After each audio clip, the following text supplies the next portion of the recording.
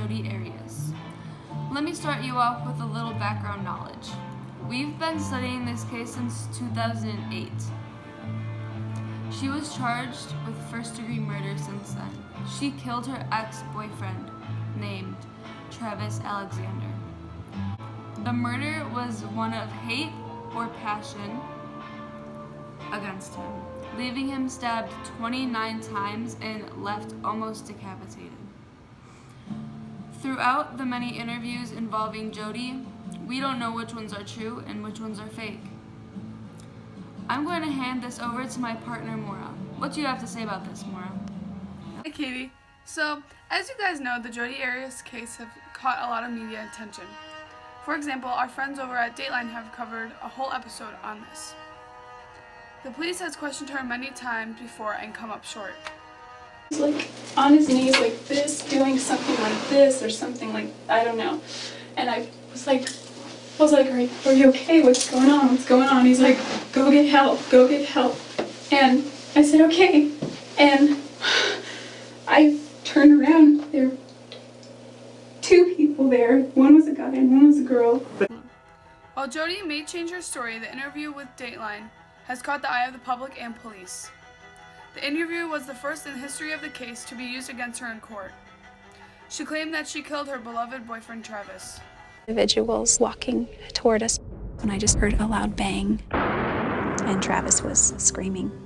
And ultimately, a desperate escape. He was holding the gun at my forehead. He pulled the trigger, and nothing happened with the gun. And so I just grabbed my purse, and I ran down the stairs and out of there, and I left him there. It was an incredible story. So at that point, I remember pulling over again at the Hoover Dam, and I thought, I'm going to call Travis. And I tried calling him, and it just went to voicemail, and I called him again, and it went to voicemail. As it turned out, that incredible story was an incredible lie. With use of these interviews, it could create a stronger understanding or opinion with or against the defendant.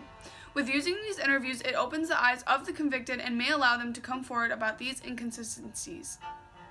Many cases have used video image such as security cameras or police interviews.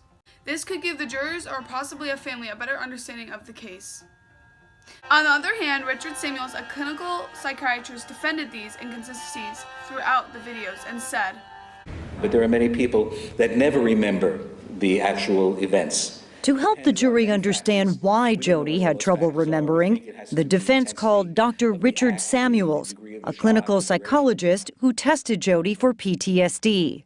Her scores on the post-traumatic stress disorder scale confirm the presence of PTSD, right? Yes. Samuels concluded that Jodi suffered amnesia from the trauma of the attack. And it's clear from the research that a large percentage of individuals who are in such settings do not remember or have cloudy and foggy memories of what has transpired. To contradict that, Richard Samuels' test was flawed because when they examined Jodi for PTSD years ago, she still told her intruder story.